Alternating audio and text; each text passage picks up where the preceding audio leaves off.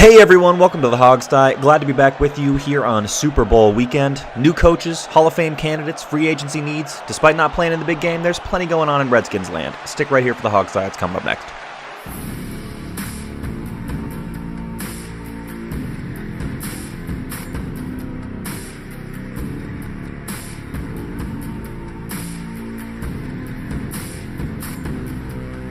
Welcome to the Hogsty with your crew, Adam Tereski, Alex Zeese, Sean Conti, and Steve Thomas.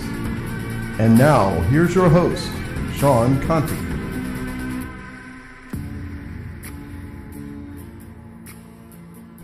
All right. Here we are, everybody. Welcome back to the Hogsty. Glad to be back. I missed the last episode. How you guys doing today? My peeps. Doing awesome, man. You know, I'm, of course, in the Super Bowl city as we speak. I'm in Houston, Texas. That's right. Yeah, and so it's, you know, if you guys have never been in a Super Bowl city, it's chaos for about 5 days, from about Wednesday through Sunday. It's just complete nuts. It's kind of like being at Mardi Gras. If you're down near the festivities, you can't drive down there. It's, Do you work close thousands to of where people that walking is? around. I know it's a sprawling city. I don't now. I used the last one that was through here. I did work right in the middle of it, but I have not been down there yet. I may go down there this afternoon after we're done here. Actually, we're recording on Saturday, but it's utter and complete chaos. And what you learn is that the game is actually the secondary function, of the week. It's almost unimportant. Interesting. Are a lot of people in Houston gonna go to the Super Bowl, or is it just like everyone's flying into town? Like, do people in Houston, are they actually going to the Super Bowl and getting tickets and super excited about it? No, it's because it's so it's so expensive. Normal people can't afford it. A lot of people come to the city who aren't going to the game either. They come for the parties. They come for the sponsor stuff. Right. There's a lot more people here than are ever yeah. going to go to the game.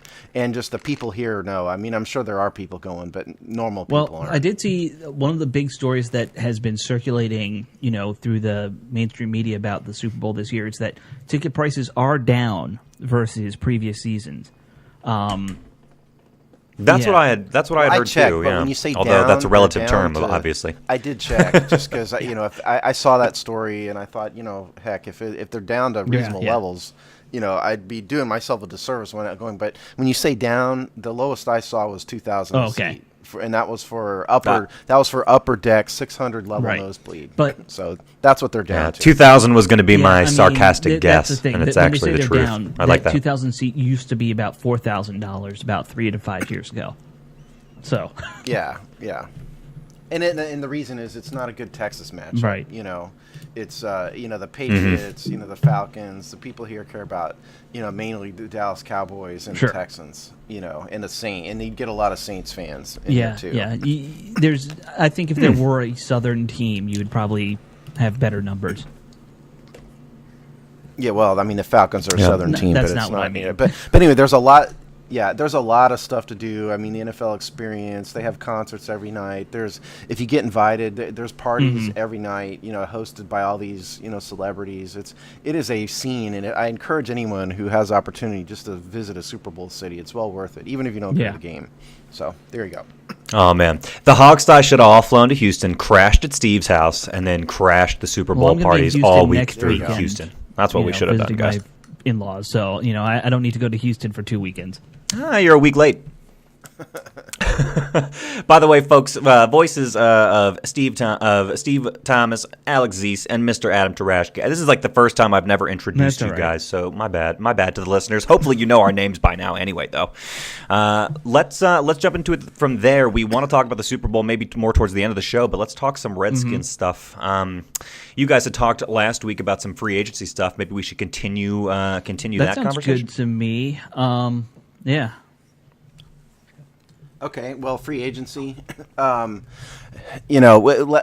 we decided 2 weeks ago is we'd give you guys a good insight into free agency. Since we're heading into free agency season, we talked about the salary cap. We talked about last week the Redskins free agents, and so this week we thought we would do the Redskins needs, and we will break that up because we've got nothing but time here, folks, because it's off season. So we'll break that up.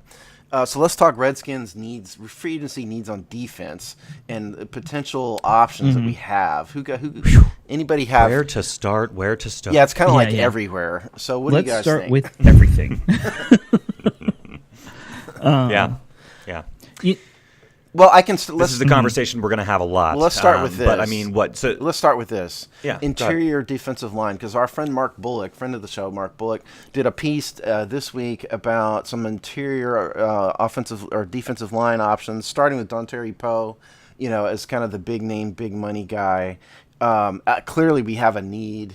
Nobody would debate. The most positive Redskins fan would not debate that we have a huge need on the defensive line. I don't know if Dontari Poe is an option necessarily just because he's a huge money guy. But what do you guys think thinks of needs in terms of interior defensive line?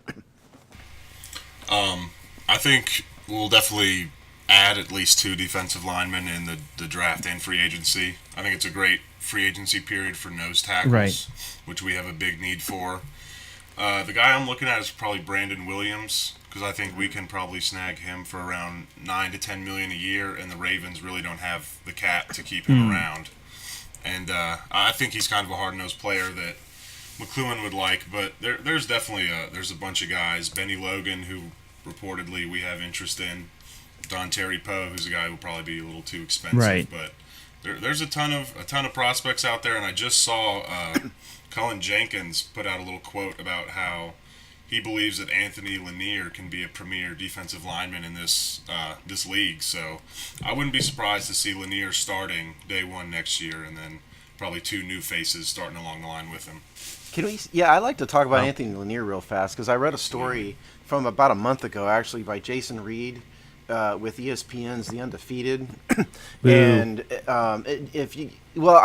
Jason Reed, The Undefeated, that is Whitlock's, the follow-on to Whitlock's thing at ESPN. But the point is, the story was good. And the story wasn't just about Lanier. It was about the fact that he's from an historically black university, and that Doug Williams was really responsible for recruiting him in here. And what was the good point is, I didn't know this, we've got more historically black college undrafted free agents on this team than any other team in the NFL. We've got like 4 of them. Oh, wow, that's interesting. Yeah, I saw that. and it's all because of Doug Williams. And the story said that Anthony Lanier specifically came to us and opposed to other teams because Doug Williams in particular was recruiting him, and Doug Williams went to Scott McLuhan and sold him on Lanier in particular. And the coach at his Lanier's college coach called Doug and said, "Listen, this guy can really play." It was a really interesting story. Yeah, I highly encourage you guys to read that if you haven't. Absolutely. Yeah, it sounds like one of those ones that gives you a peek into sort of how things work on the back end. You don't hear many stories about someone selling the GM on a player necessarily, so that's cool. Yeah, it was really cool. Well, that's definitely kind of. But anyway, but back to Doug Williams' role is with this team. I mean, he's got a very kind of mysterious title where he's just like helping out, but it seems like that kind of is what his role is. He just goes and does a little bit of scouting to find 1 or 2 really under the radar guys and tries to bring them on. Well, and if you guys don't know, for those, I know you guys do, but for those of you out there who don't know, Doug Williams was the head coach at Grambling. Very successful for many one. years. And so he knows the historically he was, and he kind of got screwed there at the end with a budgetary thing, and it's not worth getting into now, but he really knows that world better than probably anybody. Yeah. But can we? I'd like to go back to Benny Logan, Adam. Yeah, What can you tell us about Benny Logan? Because he's an Eagle. Oh man. And it's always good to steal good players from division rivals. So talk to us about Benny Logan. Yeah, I think that's one of the pluses, is definitely taking one of the Eagles' strengths away from them. But he ate a lot of our O-linemen's lunch in both meetings this year. He's not super tall. I want to say he's maybe 6'1", but he's 310-ish, and he can play the 3 technique on the outside shade of the guard if you need him to. But really, in our defense, he's going to play that shade nose and just ride the backside of the center all day and just penetrate and cause trouble. And I think he would be a great addition. Even if we bring back Baker or leave Lanier in to play the 3, I think that would be a tremendous pairing inside. We don't have enough good beards on this team, and he's got a great one. I think that's a value. And he's still a youngish guy. I think So, I'd much rather get guys who are in their late 20s, mid-20s than, Cal's Campbell's a name you see a lot, but I think he's over 30 at this point. Yeah, I don't see a point in bringing in guys like that who can only really contribute for a few years. Well, I mean, as long as you're... Do you think bringing in someone like this, do you think bringing one solid player to the D-line is enough to make a noticeable improvement? I think in our run defense, Baker, if it's the right player. Think so? Well, okay. Well, talk about, we talked in the last week's show when you were out, Adam, about one gap versus two gaps for the 3-4, but we're a bunch of dummies, So talk to us about what do you think our personnel would best fit, one gap or two gap, and particularly if we add Logan, what do you think? Well, if we add Logan, that makes it a little bit easier to two gap just because of kind of his style of play and how strong he is. And I think we'll definitely be able to do that with the more talent we accrue this offseason. But I'd say we're more suited for a one-gap type scheme, especially with some of the young guys we have coming in. The only real two-gapper we have, Baker can two-gap. Ioannidis is going to be a good two-gapper when he develops. But other than that, we don't really have the D lineman to do it. And honestly, we don't have the backers with range to make plays in a two-gap scheme. So...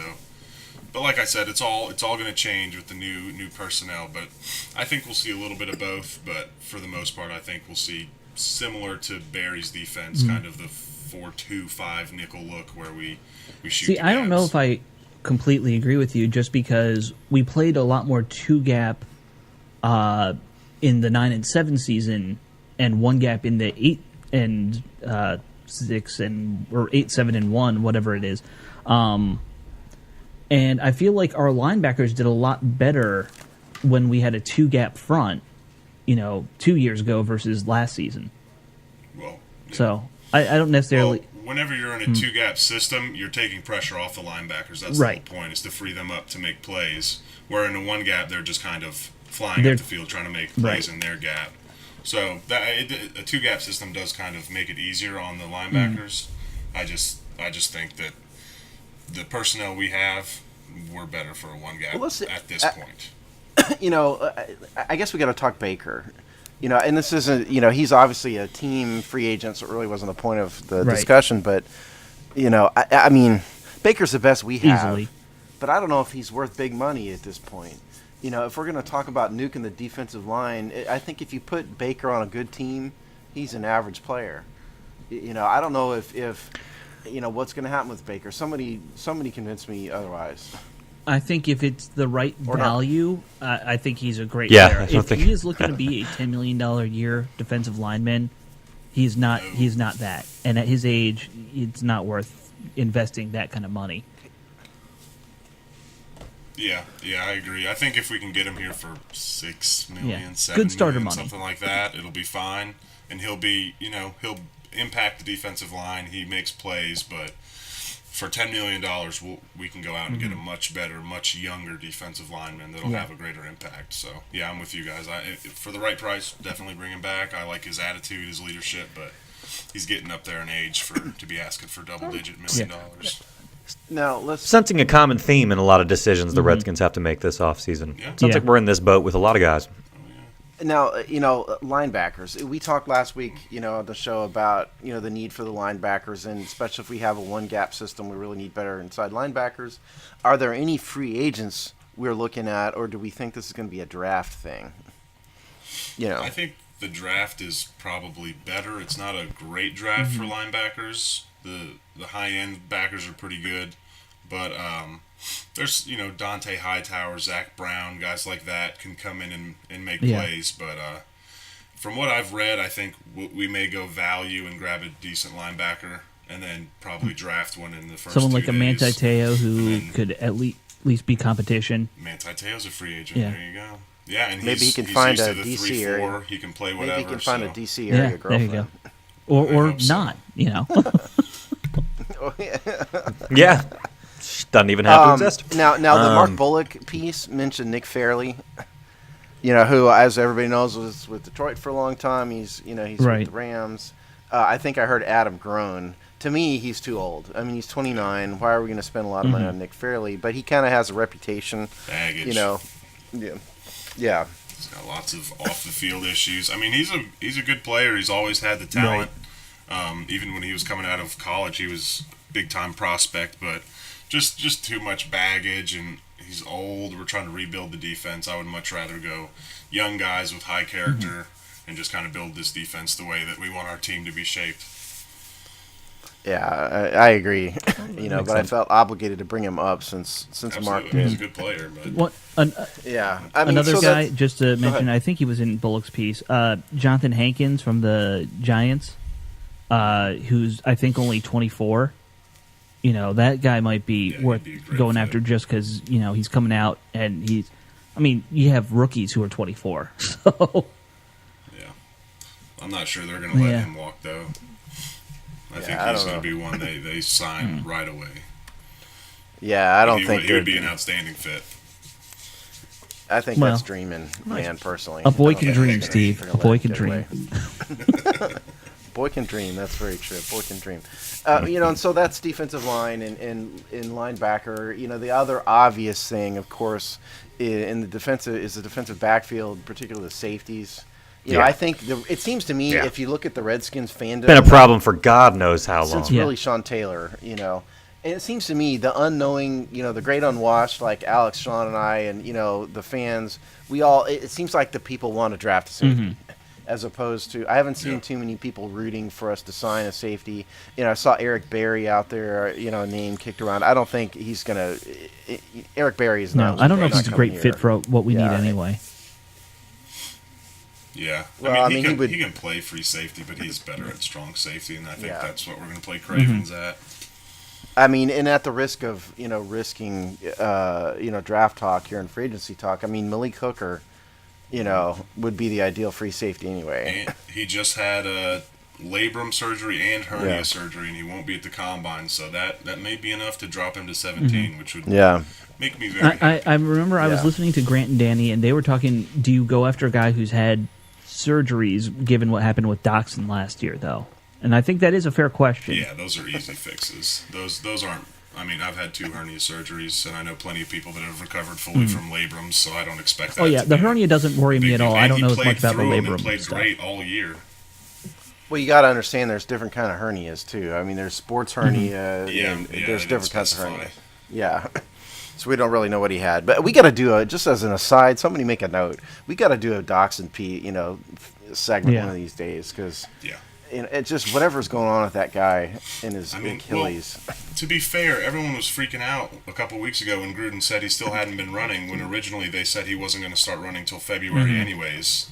So I think some people are just really jumping the gun, but it's getting to the point where I'm like, if I don't see some action soon, I'm going to get worried. What is going on? I said that a lot in my teen it's years too. frustrating for sure. But anyway,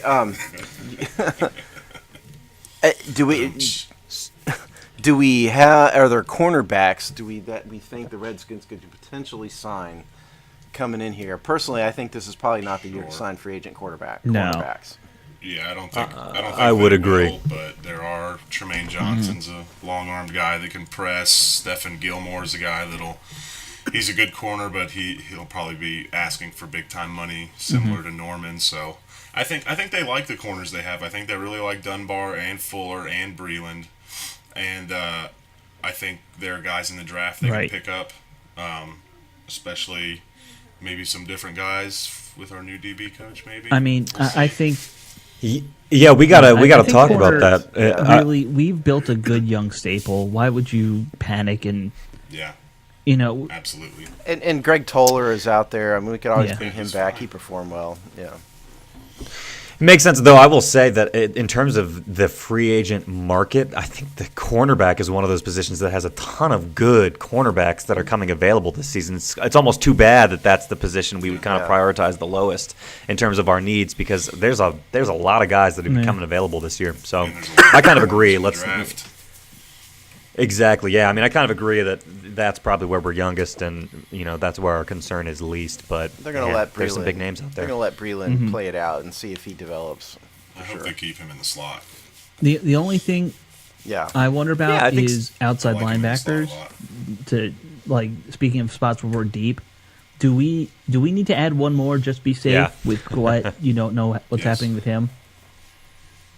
It's funny that you mentioned Gillette because Gillette put out on Twitter and Instagram this week, maybe Monday, early in the week, that he was going to re-sign with the Redskins the following day, and I think that was Monday, and so that would have been put it on Tuesday. But if it wasn't Monday, it was Tuesday, and then we didn't hear a thing from the Redskins. We didn't hear another thing from Gillette about it himself.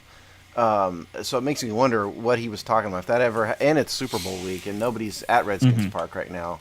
So it made me wonder if what he was talking about, was he dreaming? Did that actually happen? He's an interesting guy. Yeah. The only other thing I'd note is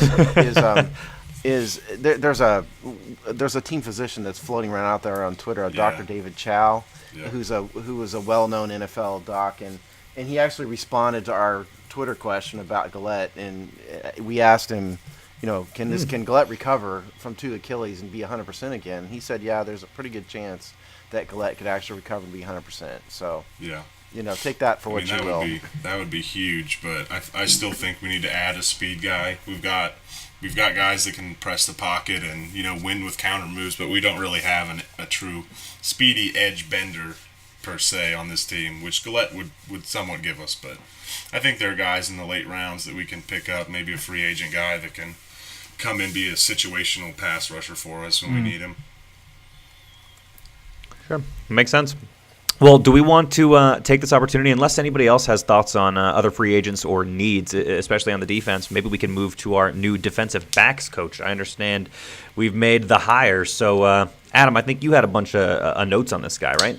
Yeah. Torian Gray, I actually played at Virginia Tech. Beautiful name. He was the DB's coach, and he coached at Florida for a year or two, I believe. Yeah. And now he's the Redskins defensive back coach, and I think it's a great hire. I think he's great at developing talent. He's gotten a ton out of 2- and 3-star guys at Virginia Tech. He's a firecracker, to put it nicely. If you watch practices of his, he's just he's a crazy person. He has he has a very good sense of attention to detail. He's I think he's a big pickup, and he's coached Fuller before. He can help with Dunbar's transition, and I just think it's a good hire. He's never coached in the NFL before, so that could be a transition, but all in all, I think it's a great hire and a really great guy to put on the staff. I love it. We were just talking about how we have a bunch of young corners here, and I would say 3 of our top 4 guys are all still being groomed. One more thing, he's also very, very good at teaching corners how to press. He's good at teaching leverage and how to get your hands on guys first, which Norman already does that very well, but getting Fuller and Dunbar to be able to do that well could really change this defense. And we should say, by the way, that the Redskins have not confirmed the hire. We're getting this from, John Keim tweeted it out. There's a story on Adam Kaplan's story on secountry.com. That's where it comes from. So we're assuming this has happened, but it's not a good day to announce coaching hires because it's the day before the Super Bowl. So we're just kind of making an assumption. I think my comment. I don't know him at all. Adam's the one that knows him, but to the extent he can help with Kendall Fuller, I think Kendall Fuller had a rough year. And if that makes Kendall Fuller, who's a high draft pick, feel better and develop in a way that he's comfortable with, I'm all for it. Because I think Kendall, you were preaching the gospel of Kendall all year, Adam. But he did have some rookie. Yeah. He did have some rookie mistakes, and so to the extent that Torian Gray can help Kendall Fuller, I think that all by itself would be a huge benefit. Yeah. So. Absolutely, I agree. I think Kendall, he was coming off a year of not playing, so that's my defense of him. But I think it'll definitely help him be more comfortable. They'll be able to play, he'll be able to relax and just go out and make plays without thinking so much, and I think he'll be able to hang on guys. And then one more bit, he coached at Florida, and there's 3 tremendous defensive backs coming out of Florida this year, so we'll see if that has any effect. Nice. When it seems like the personality, if you say he's a real kind of fiery guy, that seems like that may meld into Greg Minuski fairly well. I think absolutely. I think Minuski's going to be a lot more fiery than Joe Barry ever was. You know, and the thing, and Torian doesn't have NFL experience, but Minuski's got tons and tons and tons of NFL experience, and so it's not that much of a downside. And we're talking about a position coach. I don't worry about NFL experience for a position coach. I mean, if you've coached corners at one level, it doesn't really matter as much to me going from college to NFL. Well, I think it would maybe matter in the film room, you know, because Torian isn't going to know the NFL receivers as well as an experienced. Yeah, but I think that's where the but you've got defensive a lot of coordinator will experience. help out. You know? Well, that and we've got some experienced corners in the building, and Josh Norman and those guys know how to watch NFL film. Yeah, in terms of from the technique standpoint, the only thing that I think he'll have to really work on is, especially at Virginia Tech, he didn't teach defensive backs to turn their heads and look for the ball. He taught them to wait and attack the ball when they saw it in the receiver's hands. So they didn't give up separation when they turned their head. But in the NFL, if you don't look back for the ball, that's pass interference every time. And that's something that kind of took Kendall a little bit to get used to. So that's something that will definitely be interesting to see him work on. But I don't. That is some top-notch little insight, though. Hard for him at all. You know. It is. Do what I can. That's why we love you, Adam. That's what I'm here for. That's why we pay Adam the big bucks. Or something if like we're that. Paying, that's where all our money's going. See, if we're paying Adam the big bucks, that's why we're not making any money. Adam's taking it all. That's right. All the bucks. That's right. Yeah, all the bucks is a more accurate way to describe it. Yeah. Okay, nice. I mean, that sounds like a pretty good prognosis. It seems like a smart hire, especially if he gets your stamp of approval. You know him in a more, personal sense, quote unquote. So, I don't know. That sounds like a great thing. I got to tell you, I think other position groups need a lot of help, so it's great to have a good defensive backs coach. Absolutely. But plus he's got a cool name. Torian Gray. He's got a great name. Yeah. For any of our Hogstye listeners that are literary, hopefully you appreciate that as much as we do. But yeah, I don't know. That sounds like awesome stuff. Any other notes on him, or do you guys want to move to our next topic here? Keep chugging along, baby. All right, so chugging right along. That's right. So I understand, Adam, you've got a nice, hefty, big fat report on the Senior Bowl for us. Is that correct?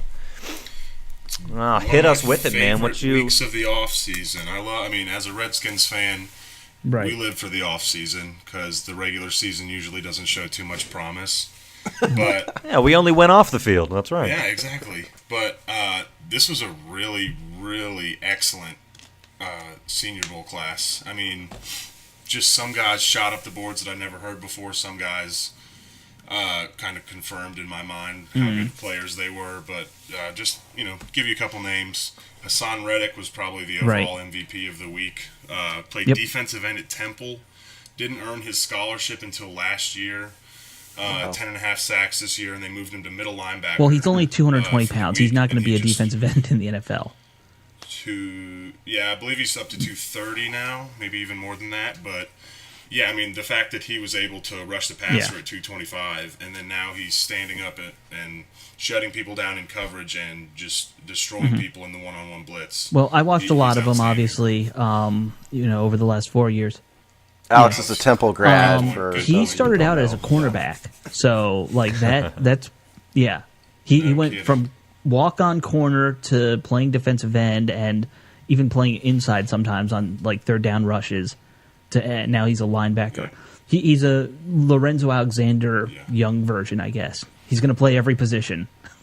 I like that comp. I don't know. Anybody's played more positions in the NFL than Lorenzo Alexander, man. It's so good to see him, by the way. He was in the Pro Bowl. He had his best year. He's a guy we never should have let go. I curse the Redskins front office people to let that happen. Well, that's Mike Shanahan who hated special teams players, Yeah. But you guys, for Alex and Adam, who knows Reddick, what level of draft pick are we talking about here? Yeah. Late first, early second, depending on how he runs the combine. Before the Senior Bowl, I was guessing he would have gone in the third or fourth round, but he sounds like he's shot up boards big time. Oh, God, absolutely. I mean, you watch the coverage, every single person says. I mean, I don't know. So I'm not really being original. My only issue with him is I don't know if you would play him at middle linebacker in a 3-4 defense. I think he's a little small. I think he would actually be in that Sua Cravens role. But yeah, I like that.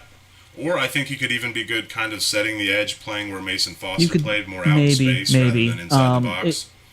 That's just the harder thing to figure out with him for me, is, what... Yeah, but that's Yes. fine for me. Put him wherever. The dude can Well, play. it also must be said, if he's a late first, early second type of guy, he may not be available to the Redskins, considering where we draft, barring a trade. Yeah, it all depends. Yeah. So what else you got, man? I made a couple notes. Some guys that I really think Scott would like. The guy Dalvin Tomlinson from Alabama, defensive lineman, had a really good week. Meets all the criteria. He's a senior, can rush the passer, great against the run. Apparently he dominated all of his interviews. Everyone said he was outstanding in the interviews. A guy like Cam Sutton, corner from Tennessee, he's another guy who had a great week. Doesn't have tremendous speed. He's kind of like Josh Norman, how he wins with long arms and he's able to recover to the ball well. And he's also a guy I think we could move to safety if we need. Couple other guys, some guys that we interviewed. Josh Reynolds, wide receiver, Texas A&M. He kind of reminds me of Josh Doxson a little bit. Doesn't win with explosiveness, more technique and length. Could be a red zone threat. Chris Wormley, Mike Getty, 2 guys from Michigan, who I believe we interviewed both of them. I was going to say Wormley's a name we've heard a lot. Defensive end could be a first-round pick for us. He's a prototype 5 technique. Okay. 6'5", 295, I believe. Can rush the passer. Great against the run. He can play multiple positions. I think he'd really be kind of a player that McLuhan likes a lot. Mike Gideon is the other one. He's a linebacker who we interviewed, and that guy is just a thumper, man. He can play middle linebacker for us, and I believe he's 6'1", 240, and he's a tank. He can hit people, that's for sure. Nice. And then the other interview we got was Marquez White, cornerback from Florida State. I'm not all that high on him, but I think he has a lot of potential and could be a solid late-round pick. There's a ton of talent there. What's stuck out in my head with this is, with the exception of one person, you're talking about all defensive players. And I'm sitting here wondering, we've had the famous debate, at least Alex, Sean, and I have, of the, oh God, BPA versus, BPA at position. And it makes me want to hang myself to have this conversation again. But I really wonder if, based on who the Redskins are interviewing, at least who we know that they're interviewing at the Senior Bowl, if we're truly going to focus on defense in the draft and grab some of these guys you're talking about. I just think it'd almost be negligent not to this year. Yeah, I think last year you can give him a break, saying, Doxson was a pick for the future, and then he went defense the next 2 rounds. But if he fails to go defense the first couple rounds this year, people are really going to be, calling for his head. It's going to raise some eyebrows. Yeah, it's going to confuse people. But, there are plenty of offensive guys who I think he loves. Cooper Kupp, the wide receiver from Eastern Washington, has Scott McLuhan written all over him. He's a Jordy Nelson clone, in my opinion, and I think he'll slide up into the first, but definitely early second. There's another guy, Trent Taylor. We don't really need him. He's a slot receiver from Louisiana Tech, but he's going to be like a Jamison Crowder. Yeah, we don't really need that guy. Slot, create separation right away. Yeah, he's already that spot's filled. In terms of the left guard, Dan Feeney is my top guard, and I think he would look really good next to Trent Williams. He's great in space, athletic, can zone block. Just needs to add a little bit of bulk so he can be that power guard that we need. And then my favorite name of the draft is played tackle at Western Kentucky, but he'll probably play guard at the next level. His name is Forrest Lamp. I'm not sure if you guys have heard of him. I've heard the name a few times. He's an interesting prospect. Yeah, he's both Alabama pass rushers said he was the best offensive lineman they played all year. He's like 6'3", 305, has short arms, but has some of the best technique I've ever watched on tape. He's very consistent. Forrest Lamp. There's a better name out there than that, if you guys can believe this. You guys heard this? There's a guy at Kansas named, I swear this is true, Kobe Buffalo. That's been making the rounds. Oh, that's not real. He just committed. He's not. Is he a commit? Okay. He's right now. Okay. Sorry about that. If he comes out and Buffalo meets meets NFL level and go to Buffalo, play for the Bills, that's a jersey everyone would need to buy. Buffalo Bills lineman Kobe Buffalo meat. Buffalo meat. I didn't realize he was a high school signing prospect. My mistake. But that's that is the best football name I've ever heard. Yeah. Buffalo meat. Lamp. These guys need to go play under Jim Bob Cooter and just make the greatest named football team of all time. Yeah. Some people's parents were creative as shit. One defensive end, Taco Charlton, coming out. I kind of want the Skins to draft him, and I'll get a jersey with Taco on the back. Awesome. I'd be cool with drafting 8 of the defensive starters from That'd be fair. Michigan I'd take that. year. That defense is crazy. Michigan and Alabama. I'll just I'd wrap take this that up. Too. Just a couple guys that were my favorites from the class that I think would be great fits for the Redskins. Dwayne Smoot, outside linebacker, defensive end from Illinois. He's just twitched up, explosive, high motor guy that I could see Scott, taking a first for this guy because I think he can be an elite pass rusher. Does he have any relationship to Fred Smoot? Does anybody know? I would doubt it, given that he went to Illinois and Smoot's a Southern boy. Smoot's an unusual name, but go ahead. Sorry. Zay Jones from ECU. He's a guy that everyone was saying day 3, and then after the Senior Bowl, he's already moved up to day 2 in most people's mind. I think he could creep up into the first, but I think he's a second-round pick who can come out and start day 1, run every route, has excellent catch radius. I think he's a guy that Scott would really like. Some more wide receivers. Chad Williams from Grambling had a great week. Big body guy, creates separation with footwork. He was one of my favorite wide receivers to watch, and he just attacks the ball. Excellent player. Eddie Vanderdoes, I'm probably butchering his name, but he's from UCLA, and he made the biggest impact in my mind just watching some of the practices. He's the one that stuck out more than anybody because he was taking guards and centers and putting them 3-4 yards in the backfield consistently. And this guy was big-time recruit coming out of high school, freshman All-American. Then he tore his ACL, came back and was overweight and really was unimpressive on tape this last year. He flashed, but he put on about 15 pounds that he really didn't need, and he's down to about 310 now. He was at 330 during the season, I believe. And this guy, he can do some damage. I think he's a guy that I would love to get day 2 or 3. And other than that, I would say Jamal Williams is our best fit in terms of running back. I know Steve hates the idea of taking a running back round 1. Hold it. Yeah, round 1. I hate the idea. Is a day 2 guy who I think would be great to pair up with. I'm okay with the day 2. I'm okay with anybody for a day 2 guy. Pick the best player you can on day 2. But my problem with the day 1 thing is we don't need we have so many other needs. We are not a team that can just afford to pick the best player regardless of anything. We have way too many needs for that. We do not. Everybody. I think you were talking about. We had a Twitter conversation about it, Adam, where it was about Dalvin Cook and Leonard Fournette. I just forget those guys and draft the best defensive player we can. That's what we need to do. That was my point. I'm with you to a point. If Fournette's there, I'm taking him. But other than that, it's very tempting to get one of the elite running backs these days, just because we saw what Dallas did. My suspicion is that the hopefully dumber GMs are going to be like, well, Dallas did it, let's copy them. And both those guys are probably going to be off the board in the top 10.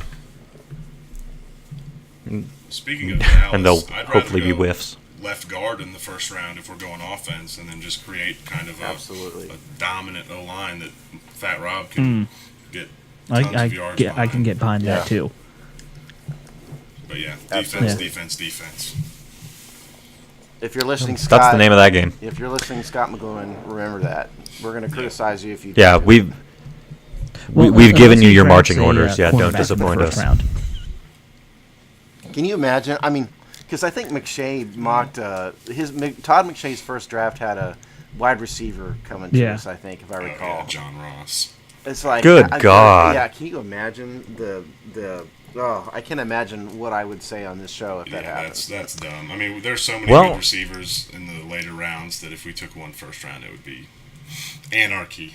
I think we all agree on that, though. I think this was kind of the case last year, too, in a lot of ways. And look what happened. He went and picked a big name receiver, so it could happen. Adam, what do you think the draft is deepest? Yeah. I've heard a lot of people say they think there's a lot of good safeties this year. I've heard obviously wide receiver you just mentioned, and running back, of course. Like we were saying, there's 3 or 4 really elite running backs coming out this year. Yeah. Yeah, I would say safety is definitely the deepest. I think you can get like day one starters all the way to the end of the second round. There's guys all over the place. We touched on Torian Gray earlier. Marcus Mays, a guy who played at Florida, who I think could end up being one of the best safeties in this draft. And I think he'll be there early, round 3. There's tons of depth at running back, wide receiver. There's tons of defensive talent all over the board in terms of corner and linebacker. There's a lot of high-end talent, but yeah, like you said, safety, running back are huge in depth. Nice. Well, unless anybody has any other thoughts on that, Senior Bowl or draft or otherwise, we can keep chugging along. I think we had a couple of other things in our agenda / notes for the day. Yeah. So I think the next thing on the line then would be Mr. Joe Jacoby and Hall of Fame candidacy. Is there anything new coming down the pipeline with our friend of the show, Mr. Jacoby? Friend of the show, Joe Jacoby. Well, first of all, by the time this show is aired, we will know whether or not Joe is selected for the Hall of Fame or not. But what is what is new about this is that, as we told you over and over again, David Elfin, who used to be with the Washington Times and is now covering the transportation industry, is the Washington, D.C. area Hall of Fame voter. And our other friend of the show, Dan Steinberg, talked to him this week, put out a piece about it. And in that piece, Elfin said the reason why he's still voting, he's still participating as a Hall of Fame voter is because specifically of Joe Jacoby. He said once he feels an obligation to get Joe into the Hall of Fame, he says that he quit covering the NFL a couple of years ago, and so he still knows the player and covered the players that are up for enshrinement now. But it's his singular mission to get Joe into the Hall of Fame. And once that happens, hopefully this year, Elfin said he is going to retire from the Hall of Fame voting process. So if he gets in, I think you're looking at somebody like John Keim, being our I had a little voter, chat with Steinberg on Twitter about that, and that was the name he mentioned. No one from the Post can do it. An interesting thing that he pointed out, though. The reason why no one from the Post can do it is that the Washington Post leadership will not allow them to participate. Right. The thing he pointed out that I found the most interesting was he worries that all the other reporters out there now who cover the Redskins are so young, they're not going to remember any of these Glory Day guys like Jacoby. Yeah. Well, it's funny you say that because there's really only, once you get past Jacoby, you got Brian Mitchell ought to be next. Probably. Right? And we can talk about him at length another day, but we're kind of, if you get past those two guys, I don't know who is left. Would you say Bostic maybe, years. if you're going to keep adding Hogs, though? He'd be the next one? Well, maybe, but Bostic doesn't quite have the resume of Jacoby and Grimm if you look at it objectively. You may be, I hate to say this, but you may be looking more at Chris Samuels and Clinton Portis as being, and Portis probably isn't going to get there in terms of his career output. And so you may be down to those guys because we went through, 15 years of having just direct, Yeah. Now, remember what Jacoby himself was saying last time we had him on the show. He was saying they really look at how much media exposure people are getting. What does the media pushing for a guy to get in the Hall of Fame? Because apparently the voters really look at that. I know a lot of the voters are media members. There's a lot of articles and information out there about Joe Jacoby being in the Hall of Fame. There's tons of media outlets that report on this. So I would think that he has got a leg up. I think it's got to come down the line at some point for Jacoby. And it seems like this might be the time. Just Googling his name now, I'm looking at 4 or 5 articles from different sources. ESPN, obviously some Washington Post stuff, but not all Washington area news outlets that are talking about Jacoby. So I think he's got a chance, and I think there's a lot of exposure for him, and I really got my fingers crossed for him because, he deserves it. Yeah, and last year we had, was it Orlando Pace last year? You know, he's another offensive lineman, obviously, and that kind of splits the vote. Joe's the only offensive lineman, you know, this year in the pool of candidates. So we really think, whether or not we had anything to do with it with our Judge Kobe campaign, I mean, we're really rooting for it, and we think we did. I think I don't think we heard. I think the fans out there helped. You know, yeah. So we're really rooting for him, and hopefully he will be enshrined in the Hall of Fame or selected for enshrinement by the time you guys hear this. Let me just say this: he's such a nice guy. I mean, we haven't had him on the show in a while, but he still sends us direct messages and stuff and private messages every once in a while. He's just one of the nicest guys out there. He's very humble. Yeah, he and I, we play Xbox every night, me and him. I'm sure, yeah. What you guys need to understand about Joe is, and I'm sure this is kind of a hog thing, what I think struck all of us, and Adam, you weren't on the interview, it was before your time, but he's very humble. You know, he was not one. We tried to get him to toot his own horn and talk about how great he was and how great the Redskins were and the Hogs, and he really didn't want to do it. You know, he's a modest guy. Yeah. You don't get a lineman with big egos because we don't have any stats to prove it. That was what struck me most about him, you know, because not every player's like that. And so I think that probably hurts him when it comes to Hall of Fame. He's such a humble guy. He's not going to toot his own horn, and he never has, and he still isn't doing it, you know. Yeah, it's true. No, he deserves it. Whether or not he's going to say it or not, he definitely deserves it. And we obviously desperately want him to get in there. You know, I'll tell you this, Adam. To your point, you're right that offensive linemen don't have stats. It's totally true. But you get some love. I had actually Alex Mack as one of my top 5 players going into the Super Bowl this weekend. So you get some love. Absolutely. Offensive linemen get some love. So yeah, no. That's about it. That's about it. That's right. All right, well, so good luck to you, Joe. We will obviously keep our listeners updated if he gets in there if you don't hear about it anywhere else. But you had another thought on that, Steve? Well, yeah, I just wanted to real quick read the list of finalists out there this year. Oh, yeah. By all means. Since we hadn't done that. So the list of finalists here are Brian Dawkins, the safety from the Eagles, Jason Taylor from the Dolphins, LaDainian Tomlinson, the running back from the Chargers, Morton Anderson, the kicker, Don Coryell. LT. Yeah, Don Coryell, the coach, Kurt Warner, quarterback, Terrell Davis, running back, Isaac Bruce, the wide receiver from that same Rams team, Terrell Owens, who needs no introduction, Tony Baselli is the other offensive tackle out there, Alan Faneca, the guard from the Steelers, Jacoby, Ty Law, John Lynch, and then Kevin Mawai. So those are there are some good names on that list, but I would definitely say he is easily the number one when it comes to the linemen at this point. For sure. And let's think about T.O., but let's think about this, you know, because they're going to get a maximum of 5, right? Most likely, and so I think Dawkins and Taylor, no.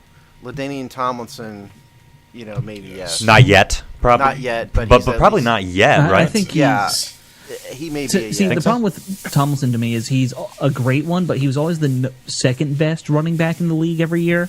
You know, right? Yeah, that's true. Morton Anderson, he's a kicker. You know, Don Coryell, Matt. You know, Kurt Warner. I think Kurt Warner's on the border. I disagree with you on Coryell. I think he should have been there a long time ago. Maybe so. I think Kurt Warner's borderline because he had some pretty crappy years in between the Super Bowl years. Terrell Davis to me is an interesting one because he only played 6 years. He only has 7,600 yards on a career, but those 4 years were just some of the best you've ever seen. So he's a weird case. I think personally I'd vote no for him. You know, Terrell Owens, Tony Baselli, I think is a no in my opinion. He didn't play long enough. And the rest of these guys, so I think Jacoby's got a good shot. You know, I really do this year. I think it's kind of a down year for Hall of Fame. There are some names on there. Like, I hate to say it, but I think Owens does belong in there at some point. I do. Yeah, statistically, he does. If he doesn't get in, it's rigged. I mean, he should have been in last time. But I do think his personality hurts him a little bit. So. But it shouldn't. That's what they talk about. That off the field stuff doesn't determine Hall of Fame. Yeah, but we know it does. This is why the media needs to get out of voting. You know, because we all know that no matter what, the rule says, it affects the media's interaction with these players affects the voting. It hurt Art Monk. Yep. I think it's hurting. It hurt Grimm, and I think it's hurting Jacoby. It's hurting all these guys who are quiet. Yep. And it's going to hurt the jerks out there like Owens who caused so much controversy. Right. So I think he O.J. Simpson's in the Hall of Fame, isn't he? Well, he was well before he allegedly killed To his be wife, fair, so. he was one of the most liked people Right, on no, the I planet when he understand, got in. Oh yeah. And statistically, I completely agree. But statistically, back then, he was one of the greatest running backs ever. Still is by the number. he still ranks up there, yeah. Yeah, he does. So anyway, we've babbled on about the Hall of Fame long enough, but just wanted to give you guys a taste of it. Yeah. Good luck, Joe. Fingers crossed for our friend Joe. Yeah, absolutely. Fingers crossed. If he gets in, we'll have to have him back to talk about him. Yeah, absolutely. Okay, well, so moving on from there, Steve, did we have a nice listener poll this week? Yeah. The listener poll was a little off the beaten path, but primarily because I couldn't think of something that was on the beaten path. So the question this week was, where do you rank Jay Gruden amongst his NFL Which head is not a coaching bad peers? question, by the way, for That being was off the the beaten question. path. No, I liked it. I like that question. Yeah, it was a good question. Just it didn't really relate to anything Nothing's that's going going on on this week. in terms and I of try Redskins. to keep it. Well, that's a good point. Yeah. So, what do you guys think about what the fan? Adams, I don't know if you've been through this exercise with us. What we do here is, I want you guys to predict what you think the fans would have voted for, and the options to vote for are top 8, 9 through 16, 17 through 24, or bottom 8. So those are the rankings. So. Who wants to go first here? Adam, you want to go first? What do you think the fans would vote for with Jay Gruden ranking him amongst his peers? I don't know. Usually in those polls, fans always play it safe and go for the little middle ground choice you can pick. So I'm gonna say 9 through 16. Okay, a fair choice. 9 through 16, okay. I am going to go... So I guess the next one was 16 to 24 was the next option. Yeah, 17. I'm going to go 17 to 24. Yeah, I'm going to go for that. I think people dogged Jay Gruden a little bit. I actually like your strategy there, Adam, but I think that's where people put him. I think they put him slightly behind average. Obviously, I think that's the right strategy. Is people are going to hedge their bets. I think fans are overall more bullish about Jay Gruden. At least our listeners are probably going to be more bullish because. We don't attract the negativity that certain shows seem to revel in. So I'm gonna say I'm with Adam. Top half of the league, Nice. not top 10. Okay. 9 through 16. Well, Adam and Alex were right. Fuck you guys. How's that for negativity? There you go. Fuck you guys. Negativity. 58% of the voters said that he was in the 9 through 16 range. Although, Sean, you were close to being right. That 31% There we go. put him in the 17 through 24 range, and only a small number of people put him on the fringes. 7% voted him as bottom 8 coach. I don't know how you could say he's bottom 8, the last 2 years. Those are the same people who are still pissed about Kirk Cousins. Yeah, that's probably true. Excuse me. And then only 4% voted him in the top 8, and I think that's similarly nuts. We do have a couple comments on this time. Longtime listener Dominic Orsini, who has commented on this What's up, Dom? before. Didn't we give him a T-shirt or something I don't know. once? No, I don't think so. I don't know. We should probably give him one now, though. He wrote. We'll be in touch, Dom. He wrote. Don't hold your breath though. He wrote that. That's not true. What do you mean by that? We gave people T-shirts. Yeah, true. We've given T-shirts well, out. you can hold your breath, Dominic, if you want. Yeah, sure, absolutely, hold it. Feel free. Anyway, what he wrote was he can improve his scheme and demeanor, but his clock management challenges are crippling to me. It's so bad. That was Dominic's comment. Fair. He's probably one of the ones that was in the 17 to 24 range. And then another long time. with you, Dom. There you go. Another long-time listener, Dave, who is at WSK28 Rules. Dave has commented on these things before. He wrote, I see Jay around 12. He still has clock management and run commitment issues, but how he turned around the locker room was It's the fantastic. exact same comment, but different ranking. Yeah, it's like where do you put the clock management problems, If I was Right. voting, I would have probably How much put do you him factor in, that? I would have put him in the 9 through 16 range myself Yeah. if I was voting. I think he's improved. improved I think he's gotten up since to he that started point. too. I Where agree. I would have, even someone like me who has been a backer of Gruden wouldn't put him in the top half of the league his first year.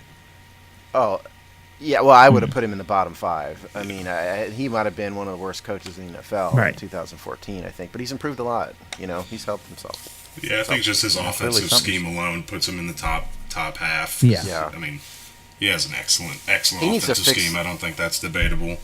If he wants to get into the top category, he needs to figure out how to Yep. fix the defense. Mm-hmm. That's what needs. Yeah, it's fair. So I agree. that was the poll. Well, thanks to everyone who participated in that, and especially for you, Dom and Dave, who left us some comments. People, Yeah, please appreciate continue to do that. We love engaging with you. Yeah, it's awesome stuff. So, moving on from there, I think we only had a couple more things that we wanted to talk about. We wanted to mention this Jack and John Kent Cooke story. Yeah, came very out of the Washington touching Post story. this week. Anybody want to? Yeah, I mean, Alex, do you want I to can walk you us through. through? I don't remember through who that the one? writer Your was. kind of your thoughts I on believe that? it was We on can- the Leonard Shapiro was the writer. and because I saw it posted by a couple of guys who write for the Bog, but yeah, Shapiro. I don't think he's writing every day anymore. This was kind of like a special for him. Well, this was in the Washington Right. Post magazine, not the Right. Washington Post newspaper. So the story was a very kind of like a look back at when Jack Kent Cooke was in his last days, and there was the big question of what did he want to do with the team. Did he want to pass it down to his kids or what? And obviously, we all know now. He ended up putting the whole team up for sale and used all the money to fund a scholarship program for kids who can't afford to go to college, it goes a lot into his psyche. Jack Kent Cooke apparently never graduated high school, which I didn't know. He started working when Wow, I he was didn't know that either. 14, became a self-made billionaire, bought all these sports teams. I mean, he owned the Lakers for a while. He owned a hockey team. I can't remember if it was Edmonton or it was some other hockey team. And then he eventually owned the Redskins. And his whole life, apparently, he kept on saying, if only I'd gone to college, I wouldn't imagine how much more I could have done with my life. You have a guy who's literally made billions of dollars thinking that way. So, he really prioritized education. It was a very kind of touching interview with his awesome. I guess his only remaining son, because Ron died of liver cancer. Ralph, sorry. And, Ralph died. Yeah, several yeah. years He ago. actually died around the same time his father died. Rest in peace. Yeah, but it was just a really good story. Well, yeah, I mean, of all you guys here, I'm the one that lived through this the most. I mean, I think Alex remembers the tail end of the Cook era. I can't imagine Sean and Adam have too many memories of that era. It was a really good story. It brought back a lot of memories for me. And what you have to remember, what I'd like everybody to remember about Jack Kent Cooke is he was a very outsized personality. He was not bombastic, a is what guy. I would call him. Yeah, he was very bombastic. Nice word. He was involved in the Redskins, but he wasn't a meddling owner like we've seen of Mr. Snyder in past years. But what the story also pointed out, it really went over the Shapiro story. Really went over the time that John Kent Cooke lost the team. And for those of you, just briefly, what had happened was when Jack Kent Cooke died, all the fans thought he was just going to will the team. And to that his was kids. apparently his initial plan. Jack is was what the story said. Yeah, Jack was the team president back then, was kind of running the thing day to day, but he changed his will several years before he died to order the team liquidated so the purchase price of the team would fund the foundation. And essentially, John Kent Cooke could not raise the money and got outbid by Dan Snyder, and he was really bitter about it for several years. The story talks about how he went and moved to Bermuda or somewhere for a couple years because he couldn't get over it. And at this point in time, John is now 75. He's running a winery. He's in a much better place than he was. But the story just brought back, for me personally, as an older fan, older than you guys at least, it brought back a lot of memories, about how just pervasive Jack Kent Cooke was in the Redskins. much more so than a lot of other owners. But it was in a good way. It was a very positive way because he loved the team. And he owned the Lakers. I'm a Laker fan, as you guys know. It was well before my time. Yeah, it was so the I don't 60s. have any memory of that. That he owned the Lakers. Yeah. It was a really good story, and I'm glad to hear that John is in a better place than he was. It really seems, John is now managing the Jack Kent Cooke Foundation, which is the scholarship fund, which, he seems to really have taken to that whole idea of carrying on his father's legacy. The thing I'll say about Cooke, just to kind of talk about my memories of him, every time you see an interview with him, he was just a character. Also, he had a crazy wife. They mentioned that briefly, and I'd totally forgotten about his final wife that he had, Marlena, I think. She was crazy. It wasn't just a wife. Right, that was that's what I a was crazy talking about. wife. I completely forgot he had a crazy former wife. Yeah. Yeah. Anyway, it was a real good story. I was so glad that to read this. And a lot of you guys out there are too young to remember any of this. And so if you want a good sense of the golden era of Redskins football, read that story because it really brought back a lot of good memories for me. Yeah, absolutely. Again, they are referring to a Washington Post story. What would you say Shapiro. The author's name was? Shapiro? Was it Leonard? Yeah, Leonard Shapiro. Awesome. So check that out, in the Post. Well, we are just about at an hour. We had in our notes to maybe mention the Super Bowl. I don't know that we have to necessarily do that. For folks at home, if you didn't so now know... we have to talk about it. Oh, we don't have to, because this is what I was going to say. For folks at home, if you don't know already, we have an entire new spin-off show. It's part of the Hogstye Podcast Network called All 32 that goes in-depth on all the other teams around this league. So this past week, Jamal and I, you might remember Jamal from last week's Hogstye episode, Jamal and I went over the Super Bowl, our picks for the top 5 players playing in the Super Bowl. If you want to get more information about the games that are being played now that don't have anything to do with the Redskins, check out All 32. You're gonna love it for sure. So, do you want to mention anything briefly? I know you guys talked a little bit about it last week, but by all means, if you have some thoughts, shoot it out there. Well, I have a couple things that I missed earlier. We said Torian Gray hadn't coached in the NFL. That was false. He coached the DBs for the Chicago Bears from 2004. Are the Chicago Bears in the NFL though? Really? Okay. Oops. They were back then. That was. Really. Yeah, so that's a correction. And then 2 guys I missed from Senior Bowl. If we do end up losing Ty and Secchi this year, look for Antonio Garcia from Troy or Julian Davenport from Bucknell, 2 guys that will be available day 2 or 3 that could be our swing tackle. Nice. Yeah, Very just a good. couple notes Nice. I hadn't touched. Just more options. Now, I love that. Now, Okay. Alex and I already gave a Super Bowl prediction before, and knowing this episode's going to be posted after the Super Bowl's over, Sean, what did you predict in All 32? Do you want to say, or do you want to direct people over there? No, I'll go ahead and give, I think people should still go over there, but I'd be more than happy to give my prediction. So here's what I would think. I really, in my heart, I want the Falcons to win. I think they are definitely underdogs, as the statistics would suggest, or at least the betting odds would suggest. This is the way Vegas is looking at it. It's tough, because there are some lingering injury issues that the Falcons are dealing with. If they can really exploit, I think, that middle of the field, and the deep middle of the field, and the Patriots' defense, they have a real shot of putting up a lot of points. You're probably not going to stop the Patriots from scoring, so it's really going to depend on whether or not the Falcons' offense can execute. That said, my prediction is going to be that the Falcons are going to lose. It's not what I want in my heart, but it's my prediction of what's going to happen. So I think it's going to be a high scorer. I know I've predicted that before and been wrong, but I think both offenses are going to be able to get it done, but the Patriots are going to outpace Atlanta. Let's go with, Jesus, I forget what I even said on All 32, but let's go with 31-28 New England. That's my prediction. Adam, want to throw a number out there? I'm going to go the opposite way. I think the Falcons are going to be able I hope you're right. to get to Tom Brady. I think they're going to limit offense. And then I think Belichick, with 2 weeks to scheme, is going to find weaknesses that no one else even saw, and he's going to slow down that Atlanta offense. I'm going to say 21-17 Patriots. Nice. So late And fourth you quarter make a good comeback point. from Brady. And you make a great point, because you got to imagine Belichick and Brady have some of their trickiest plays saved up for this game. Yeah. Or maybe they stole the other team's Well, that plays. backpack did go missing. Alex and That I- could be. Alex and I already gave Right. our predictions last week, but I predicted the Patriots. Yeah, and I did too. I don't think the Falcons. Defense, So did Jamal. There's just not enough defense on the Falcons to take the day. So that was my thought. Yeah.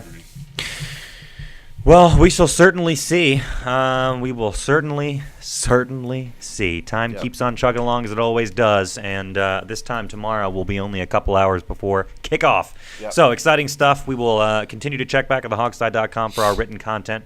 We had some Super Bowl previews that went up this past week. I'm sure we'll have some Super Bowl recaps as well.